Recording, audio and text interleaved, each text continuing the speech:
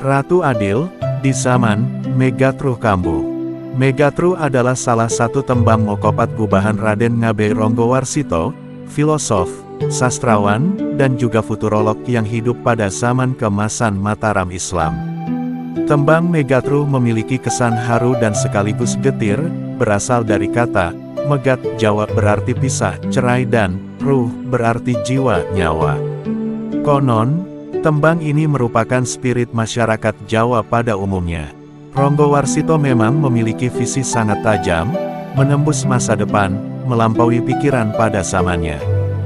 Dengan kemampuan membaca tanda-tanda zaman, sang begawan mengidentifikasi dinamika zaman peralihan dari masa kacau balau yang diiringi otoritarianisme menuju masa ketentraman dan kedamaian lewat peran otoritas sang Ratu Adil. Megatruh Kambuh adalah sebuah metafora zaman yang dipakai W.S. Rendra dengan meminjam ramalan dan teori Ronggowarsito untuk membaca kondisi sosial, budaya, dan politik bangsa Indonesia yang telah mengalami apa yang disebut sebagai kala tidak zaman kacau balau dan kala bendu zaman kerusakan. Dalam kehancuran, datanglah Ratu Adil, membawa kemakmuran kala subah. Tahapan dari kala tidak dan kala bendu menuju kala subah dalam ramalan dan teori Ronggowarsito seolah telah menjadi pola yang khas. Indikasi tiap-tiap fase zaman juga betul-betul jelas dan nyata. Seakan-akan dialektika sejarah telah menghadirkan masa lalu yang berulang kembali ketika W.S. Rendra menggungat zaman lewat Megatruh Kambuh. Namun, Rendra menghadirkan teori Ronggowarsito dengan cara pandangnya sendiri, mengkritik zaman edan, kala tidak dan kala bendu, dengan proses rasionalisasi yang senafas dengan alam pikiran zaman. Maka pasca zaman edan tidaklah tampak siapa sang Ratu Adil. Proses transformasi sosial mengisyaratkan suatu gerak dinamis dalam masyarakat yang membutuhkan daya hidup atau stamina kebudayaan. Megatruh Kambuh, renungan seorang penyair dalam menanggapi kala bendu. Naskah pidato penganugerahan gelar Dr. Honoris Causa, HC, di kampus Universitas Gadjah Mada UGM, disampaikan W.S. Rendra pada tanggal 4 Februari tahun 2008.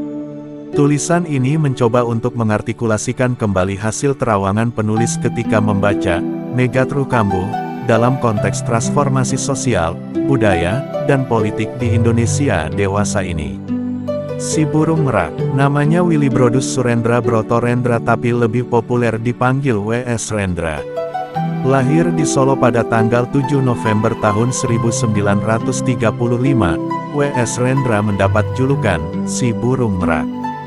Julukan ini ia peroleh tanpa sengaja atau lewat peristiwa kocak sewaktu mengantar seorang teman asal Australia yang berkunjung ke kebun binatang Gembiraloka, Yogyakarta. Ketika di depan kendang merak, Rendra melihat seekor merak jantan berbuntut indah sedang dikerubungi merak-merak betina. Seperti itulah saya, Rendra nyeletuk. Ya, seperti burung merak kehidupan W.S. Rendra sehari-hari, karena ia memang memiliki dua orang istri, Sunarti dan Sito Resmi, pada waktu itu. Dari mulut ke mulut, Rendra berkelakar tentang cerita tentang burung merak jantan itu. Teman-teman sesama seniman, khususnya yang di Yogyakarta, lalu menjulukinya, si burung merak. Demikian seperti dikisahkan Edi Haryono, kawan dekat W.S. Rendra, detik.com, tanggal 7 Agustus tahun 2009. W.S. Rendra meninggal dunia setahun setelah menyampaikan pidato penganugerahan Dr. Honoris Causa dengan judul Megatruh Kambuh. Ia meninggal dunia pada malam Kamis, tanggal 6 Agustus tahun 2009, bertepatan 3 hari setelah meninggal Urip Ahmad Arianto atau Mbah Surip, seniman nyentrik yang kondang lewat lagunya, tak gendong kemana-mana. Kini, Megatruh Kambuh menjadi monumen kesaksian seorang penyair di abad 21 yang terinspirasi dari ramalan dan teori pujangga besar abad 19 tentang proses transformasi sosial, budaya, dan politik dari zaman kekacauan menuju zaman ketenteraman dan kesejahteraan. Megatruh Kambuh, dengan naluri seorang sastrawan yang tajam mengendus tanda-tanda zaman, dengan meminjam ramalan dan teori pujangga Ronggowarsito pada pertengahan abad ke-19, W.S. Rendra menyampaikan buah perenungannya dalam Megatruh Kambuh. Menurut ramalan Ronggowarsito, Akan datang zaman edan yang disebut kala tidak, dengan indikasi sebagai berikut: 1. Akal sehat diremehkan. 2. Kebenaran dan kebatilan, keadilan dan kezaliman, kebaikan dan keburukan, tidak digubris. 3. Krisis moral merajalela. 4. Erosi tata nilai di segenap lapisan masyarakat. 5. Kekuasaan korup helm.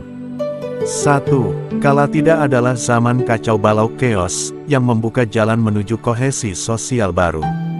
Namun, kohesi sosial baru tidak menjamin kehidupan yang sejahtera dan harmonis karena mesin budaya tidak berdaulat kepada rakyat, tidak berkeadilan, tidak berperi kemanusiaan, dan tidak menghargai dinamika kehidupan yang mendorong daya hidup dan daya cipta anggota masyarakat. Kohesi sosial bertumpu pada apa yang disebut oleh W.S. Rendra sebagai mesin budaya, yaitu seperangkat aturan yang mengikat dan menimbulkan akibat. Dalam konteks ini, si burung merak meletakkan filosofi manusia sebagai homo socius, makhluk sosialis yang selalu berhubungan dengan manusia lain dalam mewujudkan keinginan dan kebutuhan hidupnya. Namun, dalam mewujudkan keinginan dan kebutuhan, manusia dibatasi oleh aturan-aturan yang mengikat dalam masyarakat. Etika umum, aturan politik, aturan ekonomi, atau aturan hukum lainnya tidak dapat dilanggar oleh manusia karena akan menimbulkan akibat tertentu. Semua usaha manusia dalam mengelola keinginan dan keperluannya akan berurusan dengan aturan-aturan itu, atau mesin budaya itu, tulisan Rendra Helm.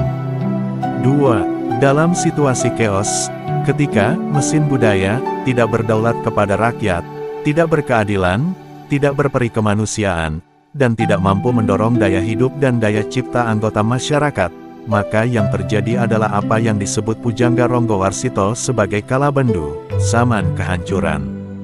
Kohesi sosial justru ke arah kehancuran.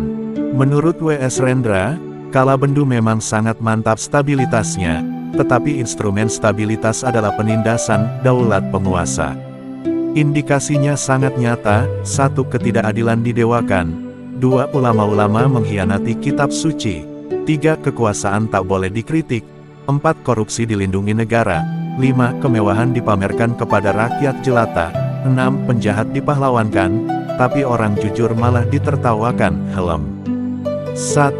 Seharusnya, kohesi sosial mewajibkan mesin budaya. Ideal yang menurut W.S. Rendra adalah yang berdaulat rakyat, bukan daulat penguasa adil, berperi kemanusiaan, dan menghargai dinamika kehidupan, yang mampu mendorong daya hidup dan daya cipta anggota masyarakat.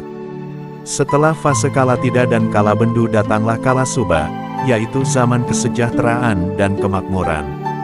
Pujangga Ronggowarsito mensyaratkan hadirnya Ratu Adil sebagai aktor penggerak perubahan dalam mewujudkan zaman kesejahteraan dan kemakmuran. Apakah Ratu Adil representasi dari sosok atau aktor perubahan sosial atau suatu personifikasi dari tata sistem baru yang berdaulat rakyat, berkeadilan, berperi kemanusiaan, dan menjunjung tinggi dinamika kehidupan? Menariknya, dalam perenungan W.S. Rendra, urutan fase kala tidak, kala bendu, dan kala suba tidak hanya terjadi zaman Mataram Islam, tetapi berlaku umum bagi beberapa bangsa di dunia. Seperti di zaman Yunani Purba, Romawi, Reich pertama di Germania, Prancis, Spanyol, Portugal, Iran, Irak, Rusia, India, dan lain-lain. Helm. 2. Jika ditarik dalam suatu simpul teori, maka fase kala tidak, kala bendu, dan kala suba adalah irama zaman, timbul dan tenggelamnya zaman, pergolakan zaman, atau wolak-waliking zaman. Rendra pun menghadirkan irama Megatruh di alam modern yang kembali kambuh, ketika bangsa ini menghadapi globalisasi yang kian menguras stamina kebudayaan Indonesia. Kebudayaan masyarakat, dalam pandangan Rendra, sangat terikat oleh apa yang disebut sebagai mesin budaya. Dalam masyarakat tradisional, hukum adat begitu kuat, membatasi dan mengontrol setiap keinginan dan kebutuhan individu agar tidak menindas individu lain. Setiap aturan adat memiliki akibat atau konsekuensi yang harus ditanggung pemeluk adat. Aturan-aturan yang mengikat dikawal oleh para tetua atau tokoh masyarakat lewat dewan adat. Inilah struktur kekuasaan pertama yang tertinggi dalam masyarakat adat. Selanjutnya, ketika hadir struktur politik kekuasaan dalam masyarakat adat, maka pemerintah berfungsi sebagai pengemban adat yang patuh kepada adat. Inilah struktur kekuasaan kedua yang tertinggi di kalangan masyarakat adat Helem. 3. Dalam masyarakat tradisional yang kuat berpegang pada aturan-aturan adat tidak mudah ditaklukkan atau dihegemoni oleh bangsa lain. Pada zaman kolonial, suku-suku di tanah air yang berpegang teguh pada adat akan sulit ditaklukkan. Sebaliknya, masyarakat tradisional yang sangat longgar terhadap aturan-aturan adat dengan mudah dikuasai bangsa asing. Rendra menyebut dua struktur masyarakat tradisional yang paling sulit ditaklukkan oleh bangsa kolonial, yaitu Bali dan Minangkabau. Di Bali, kata Rendra, struktur kekuasaan adat telah menyatu dalam agama dan pura. Sedangkan di Minangkabau, struktur adat telah menyatu dalam syariat dan kitabullah Helem. 4. Sebaliknya, dalam masyarakat tradisional yang longgar terhadap aturan-aturan adat sangat mudah ditaklukkan oleh kaum penjajah. Rendra menyebut beberapa contoh seperti Delhi, Indragiri, Jambi, Palembang, Banten, Cirebon, Jayakarta, Mataram Islam, Kutai, dan Madura adalah contoh-contoh dari struktur masyarakat adat yang terlalu longgar terhadap aturan-aturan adat. Kekuasaan adat cenderung bersifat mekanistik, hanya pelengkap bagi kekuasaan politik, sehingga dengan mudah diintervensi oleh kepentingan politik kolonial Helem. 4. Dalam struktur masyarakat tradisional yang sangat longgar terhadap aturan-aturan adat, yang terjadi adalah kondisi yang kacau balau. Indikasinya seperti zaman Kalatida, yaitu ketika hilang akal sehat, muncul kebatilan, kezaliman, dan keburukan, tidak digubris. Krisis moral merajalela dan terjadi erosi tata nilai di setiap lapisan masyarakat. Kedatangan kaum kolonial memang menggiring kohesi sosial baru, tetapi kepentingan politik dan ekonomi bangsa asing yang menjadi tujuan utama. Akhirnya praktik tanam paksa culture stelsel dan pemaksaan budaya baru dalam penyelenggaraan sistem pemerintahan cenderung otoriter. Walaupun stabilitas sosial tampaknya sangat mapan, tetapi instrumen untuk mewujudkan tata sistem dan tata nilai masyarakat kolonial adalah penindasan. Dalam kondisi seperti ini, mesin budaya dalam masyarakat tidak berdaulat kepada rakyat, tetapi berdaulat kepada penguasa kolonial. Tata sistem dan tata nilai tidak berkeadilan, tidak mengenal peri kemanusiaan, dan tidak mendorong daya cipta anggota masyarakat secara dinamis. Zaman Kalatida justru berubah menjadi Kalabendu.